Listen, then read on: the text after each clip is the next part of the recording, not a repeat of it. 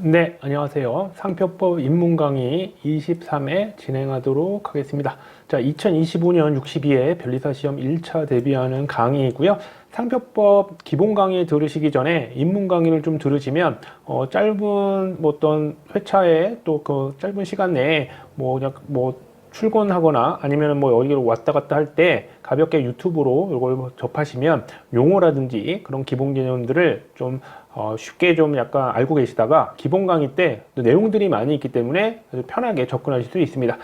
이제 법률 과목을 공부하시다 보면 여러 가지 용어가 우선 익숙하지 않은 부분들이 많이 있는데 그런 부분들을 고려해서 미리 좀 접하는 강의입니다. 자, 22회까지 잘 들으셨다면 23회 진행하겠습니다. 우리 지금 등록 요건을 지금 하고 있습니다. 34조 개괄을 하고 있죠. 34조 개괄. 자, 34조 부분들을 쭉 하고 있는데 그 중에 이제 34조 1항 이제 본격적으로 하고 있습니다.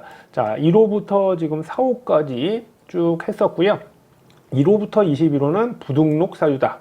등록 요건 중에 자타식별력이 있다 하더라도 34조 1항 1호부터 21호에 해당하면 등록이 되지 않는 사유다. 등록받을 수 없도록 정해놨습니다. 자, 1호부터 5호까지가 좀 약간 공익적인 게 강하고, 그 다음에 6호부터 13호가 매우 중요하다고 말씀을 드렸습니다. 오늘 이제 5호하고 6호를 보려고 하는데요. 자, 요게 뭐죠? 우리가 이제 대전 엑스포 했었던 거죠. 아주 오래 전에 했었고, 이제 이런 것들이 이제 대전에 가면 이런 것들이 여러 가지 공원도 마련되어 있고, 여러 가지 기구도 되어 있고, 이제 변리사가 되시면 요 엑스포 관련된 여러 가지 무슨 회관이나 이런 데가 있어서 거기서 많이 심사도 하시고, 그런 데 많이 있습니다. 발명대회 같은 것들이 있으면 심사 같은 것들 많이 지원하실 수 있고, 그런 것들 의뢰도 많이 오게 됩니다. 어쨌든 대전 엑스포라는 게 박람회가 있었어요. 근데 이제 이런 경우가 있습니다. 박람회에 어떤 분이 박람회 출품을 해서 수상을 받거나 이럴 수도 있잖아요. 아니면 박람회 출품을 한 거를 막 자랑하고 싶은 거예요. 자, 그런데 자, 이거를 이제 어떤 자기가 비누라는 상품을 하는데 신나라라는 만약에 상표를 정했어요. 근데 나는 엑스포, 대전 엑스포에 출품한 적이 있기 때문에 요걸 가지고 해야겠다. 이렇게 하면 자, 볼게 뭐가 있냐라고 생각할 수 있는데 자, 요거 대전 엑스포와 관련해서 이제 엑스포에 출품만 한 것만으로 상표 등록을 받게 하기에는 이런 것들이 악용될 수 있다고 본 겁니다. 그래서 34조 1항 5호에서는 어떤 브랜드를 정할 때 박람회에 관련된 명칭이나 그런 표장 같은 것들이 있죠. 이렇게 표시, 로고라든지 그런 것들이 작든 크든 포함되어만 있으면 상표 등록을 안 시키는 게 원칙입니다. 박람회에 출품을 해서 막 했다 하더라도 출품을 안 했으면 당연히 더 안 되겠죠. 이런 걸 표시를 한다면 박람회와 관련된 표시를 한다면 그래서 그런 걸 규정해 놓은 게 34조 1항 5호입니다. 그런데 만약에 박람회에 출품해서 내가 실제로 수상도 했고 여러 가지 또 혜택을 받았어요. 그러면 그래도 어느 정도 그걸 이용하여 어떤 좀 취지가 있어 보이잖아요. 그래서 그런 경우에 예외를 두게 됩니다. 자, 그럼 34조 1항 5호를 보시면 자, 여기 쭉 되게 길게 쭉 눈으로 보시면 승인을 받아 개최하는데 중요한 게 있죠. 박람회. 또 국내든 외국이든 가리지 않습니다. 하여튼 박람회의 어떤 박람회 상패라든지 상장, 포장 아니면 이름 이런 걸 다 포함합니다. 여기 상패, 상장, 포장. 그래서 동일 유사한 표장이 있는 상표는 등록받지 못하게 됩니다. 이게 다 부등록 사유니까요. 34조 1항 각호는. 그러나 예외를 두게 됩니다. 이미 말씀드렸죠? 크게 세 가지 요건인데 박람회에서 수상을 해야 되고요. 그 다음에 그 수상한 상품에 대해서만입니다. 좀 유사하거나 다른 상품에 대해서는 안 되고요. 그래서 이게 첫 번째 수상을 해야 되고 수상한 상품에 한해서만. 그 다음에 세 번째 자, 여기 일부로서 표장을 사용하는 경우라고만 되어 있습니다. 그래서 크게 쓰거나 그러면 안 되고요. 일부로서 이런 말이 이제 중요한 부분으로 쓰지 않는다 이런 뜻입니다. 그래서 이렇게 되는데 우리 아까 이제 첫 번째 그 상표 등록이 안 되는 경우 보면 여기 동일 유사한 상표가 아니라 동일 유사한 표장이 있는이라고 되어 있습니다. 그래서 앞에서도 말씀드렸지만 작게라도 포함되어 있으면 상표 등록이 안 됩니다. 있는입니다. 그냥 동일 유사한 상표 이게 아니거든요.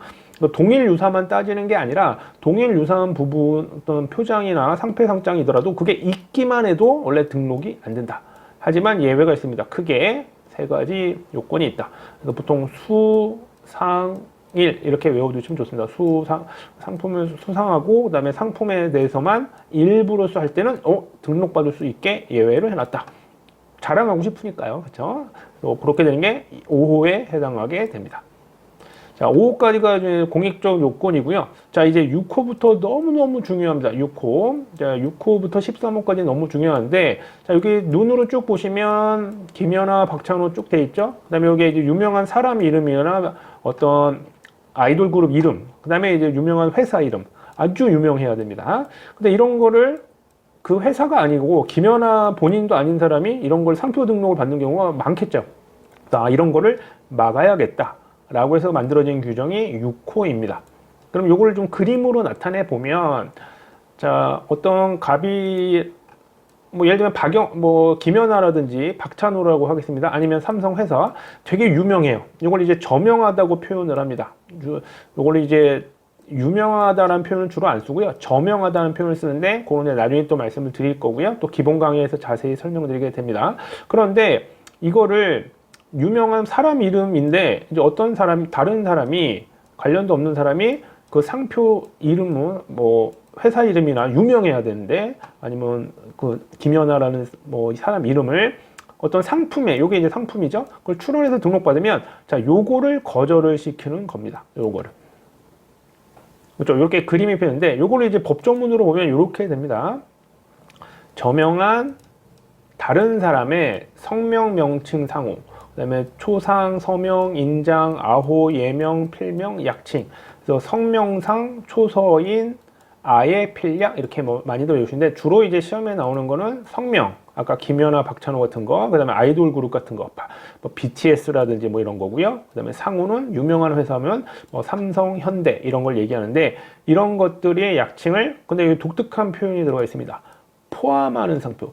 그러니까 이게 있는이라는 아까 5호하고도 좀 비슷한데 있기만 하면 등록이 안 됩니다. 아무리 박찬호라든지 김연아 이름이 들어가 있기만 하면 그걸 작게 써도 상표 등록이 안 됩니다. 이렇게 됩니다. 그 사람, 타인 전혀 다름. 자꾸만 여기 타인이란 말이 있기 때문에 본인이 하면 괜찮다는 거겠죠. 박찬호 본인은 타인이 아니니까. 그렇죠? 그다음에 삼성전자 본인이 자기네 회사 이름 상호를 상표 출원하면 아무 문제 없습니다. 여기에 해당하지 않게 됩니다. 그렇죠? 그래서 예외를 또 두게 됩니다. 타인이라는 게 아닌 경우도 있지만 만약에 그 회사가 아니면은 박찬호나 김연아가 연락이 돼서 승낙을 받으면 역시 가능합니다. 자, 6호부터 좀 여러 가지 좀 복잡해지면서도 많이 관련될 수 있겠구나 실무에 이런 게 느껴지실 겁니다. 6호부터 이제 사람들 많이 나오는 많이 쓰이는 사람 이름, 유명한 사람, 그다음에 명칭, 상호 이런 걸 따라하는 걸 막기 위한 규정이다. 이러라고 보시면 됩니다. 이렇게 기억을 해주시면 되고요. 근데 6호부터 또 중요한 이유가 뭐냐 하면 저기 제척기간이라는 게 있습니다. 제척기간은 이제 무효사유하고 좀 관련이 있는데요. 취소사유에서도 나옵니다. 근데 어떤 거냐면 일정한 권리에 대해서 법률이 예정하는 존속기간인데 만약에 이런 기간을 경과하면 그런 권리 행사를 못하게 됩니다. 이게 무슨 말이냐면 무효라고 했죠. 무효사유, 우리 등록요건들은 무효사유인데 무효사유를 아무 때나 무효심판을 걸 수 있는 게 아니라 일정한 좀 약간 사익적인 게 강하거나 그런 것들이 대부분인데 여기도 무조건 암기하셔야 됩니다.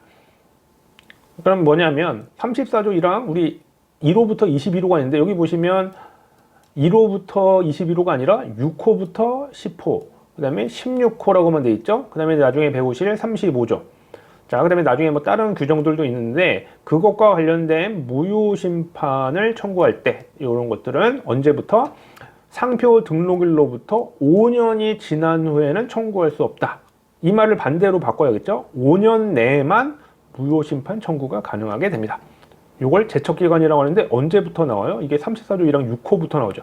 그래서 요거는 무조건 또 암기하셔야 된다. 6호부터 10호, 16호, 35조. 34조 1항 6호부터 10호, 16호, 35조. 자, 요렇게 암기를 잘 해두시기 바랍니다. 자, 이제 6호부터 쭉 이어지는 것들이 중요하니까 다음 회차에 또 뵙도록 하겠습니다. 자, 이번 회차 23회로 마무리하고요. 들어주셔서 감사하고 좋아요, 구독, 댓글 이런 것들 잘 해주시기 바랍니다. 힘이 될 겁니다. 제가 만들 때 다음 회차 또 뵙도록 하겠습니다. 감사합니다.